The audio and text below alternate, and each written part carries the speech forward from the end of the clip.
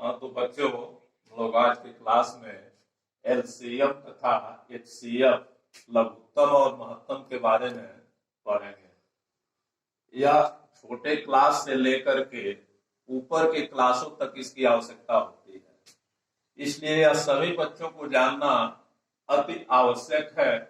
अब लघुत्तम किसे कहते हैं? लघुत्तम वह छोटी से छोटी संख्या है जो दी हुई संख्याओं से समान रूप से विभाजित हो जाए।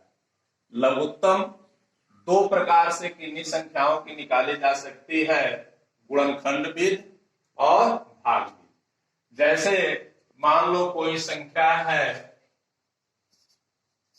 25, 10, 15।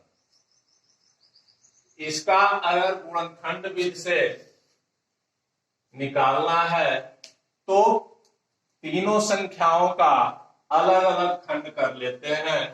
जैसे 25 है तो 25 का खंड करेंगे तो यह 5 गुणे 5 हो जाएगा। फिर 10 का खंड करेंगे तो 2 गुणे 5 हो जाएगा। फिर 15 का खंड करेंगे तो 3 गुणे 5 हो जाएगा। अब लघुत्तम में गुणनखंड विधि में इस खंड में जो संख्या नहीं शामिल रहती है उसे भी लिखते हैं और जो शामिल रहती है उसे भी लिखते हैं। जैसे इसका एलसीएम जब लिखा जाएगा तो 2 नहीं शामिल है सब में, एक में है तो 2 को भी ले लेंगे। 3 सब में नहीं शामिल है, 3 को भी ले लेंगे। 5 एक बार सब में शामिल है तो शामिल के लिए एक बार लिख लेंगे, और यह 5 एक बार नहीं शामिल है तो इसे भी। अब इसका मल्टीप्लाई कर लेंगे, 2 तिहाई 6, 6 पचे 30, और 30 में 5 का गुणा करेंगे तो 3 पचे 15, 150। इन संख्याओं का एलसीएम हो जाएगा 150। भाग विधि से इसे निकालेंगे तो तीनों को एक साथ लिख करके 25, 10, 15। अब इसको एक साथ काटते हैं। अब इसमें छोटी संख्या से काटना शुरू करते हैं। जैसे अब यह 10 है तो 10 2 से कट जाएगा, तो इसे 2 से काटेंगे, जो नहीं कटेगा उसे उसी तरह से उतार लेते हैं। तो बचे 10, 15 नहीं कटेगा। इसके बाद देखते हैं फिर किस छोटी संख्या से कटेगा, तो 3 से 15 कट जाएगा या नहीं कटेगा। फिर 3 से काटते हैं, जो नहीं कटने वाला होता है इसे उतार लेते हैं। 3 पचे 15।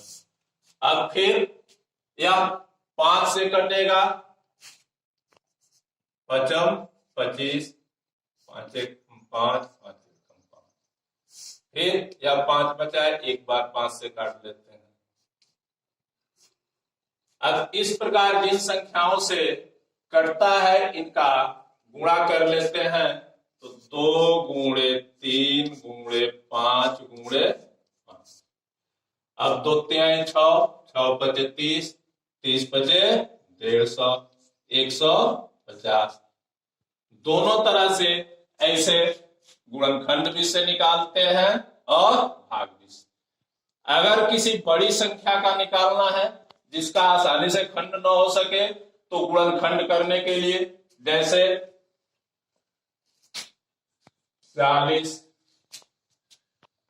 120 का अगर निकालना है, अगर इस तरह से खंड नहीं मालूम है तो इसको अलग अलग खंड करने के लिए काट देते हैं। 2 दूना 4, 2 एकम 2, 2 पचे 10। अब इसका 40 का खंड इस तरह से लिख लेते हैं, 2 गुणे 2 गुणे 2 गुणे 5। फिर 120 का ऐसे नहीं कर सकते तो इसको भी काट लेते हैं। 2 6 के 12, 2 तिहाई 6, 2 एकम 2, 1 बचा 10, 2 पचे 15। 3 पचे 15, 5 एकम। अब फिर 120 का लिख लेते हैं।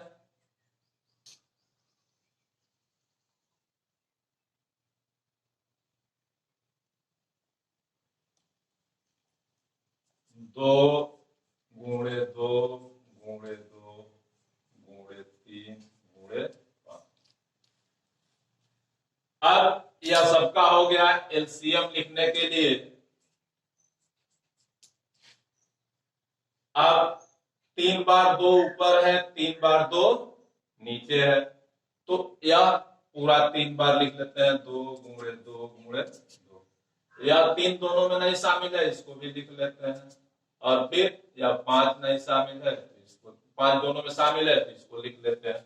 अब गुणा कर देते हैं। 2 दूना 4, दूना 8, 3 24, और 24 में 5 का गुणा होगा 120। अब इस तरह से एलसीएम इसका 120 हो गया गुणनखंड 20 से। अब भाग 20 से इसको निकालना हो तो दोनों को लिख करके और इस तरह से काट लेते हैं।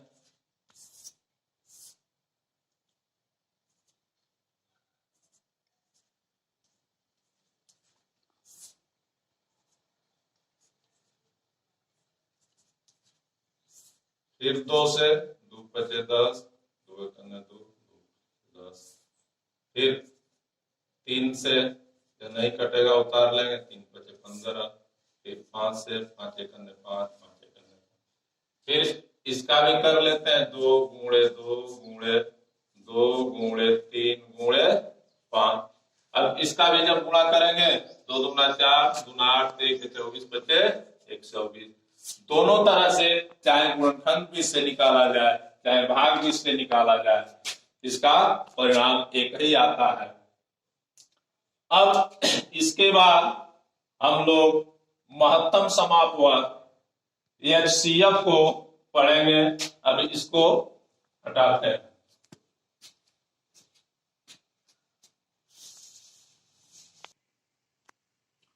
अब बच्चों हम लोग महत्तम समापवर्त के बारे में पढ़ेंगे।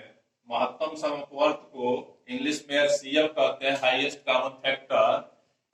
इसको परिभाषित करने के लिए यह वह बड़ी से बड़ी संख्या है जो दी हुई संख्याओं को समान रूप से विभाजित कर दे, उसे मस या एचसीएफ कहते हैं। इसे भी 2 प्रकार से लिया जा सकता है, गुणनखंड विधि और भाग विधि से। अगर इसमें मान लो संख्या कोई ले लें 35 और 40, इन दोनों संख्याओं का एचसीएफ अगर लेना है तो दोनों संख्याओं का खंड कर लेते हैं। 35 का खंड करेंगे तो 5 गुणे 7। फिर 40 का खंड करेंगे। अगर इसका खंड करने में दिक्कत हो तो अलग ऐसे लिख के काट लेते हैं। 35 का खंड अगर इस तरह करने में दिक्कत हो तो 5 सत्ते 35, 7 एकम 7। फिर 40 का, 40 को बड़ी भी संख्या हो तो इस तरीका से काट लेते हैं। 2 दूना 4, 2 एकम 2, 2 पचे 10, 5 एकम 5। तो 40 का हो जाएगा 2 गुणे 2 गुणे 2 गुणे 5। अब इसमें एचसीएफ जो दोनों के खंड में शामिल होता है, जो जो संख्याएं शामिल होती है, जो जो संख्याएं शामिल होती हैं, जैसे या 5 इसमें भी है, इसमें भी है, इसके अतिरिक्त और कोई संख्या नहीं है।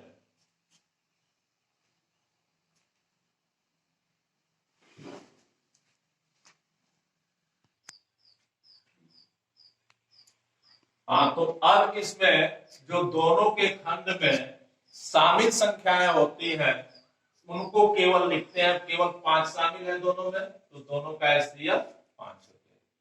अगर और कोई संख्या शामिल हो तो उसको भी लिख के मल्टीप्लाई कर लेते हैं।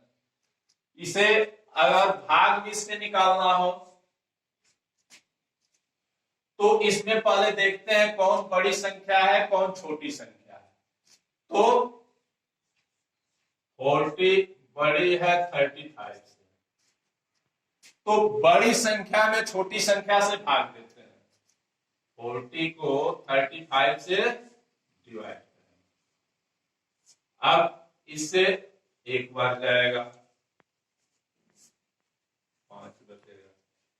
फिर जिससे भाग देते हैं इस संख्या को यहां उतार लेते हैं। अब इससे 5 सत्ते 35। अब जब कट जाता है, जिस संख्या से कटता है वही एचसीएफ होता है। इस प्रकार इसका एचसीएफ 5। इस तरह से आगे के क्लासों में यह और विस्तार रूप से इसे, जैसे हाई स्कूल में एल्गोरिथम विधि से ज्ञात करने के लिए देता है, तो उसे भी इसमें कौन बड़ा है कौन छोटा है और उस तरह से करके और स्टेप वाइज लिखते हैं और ज्ञात करते हैं। आज बस इतना ही शेष आ गया।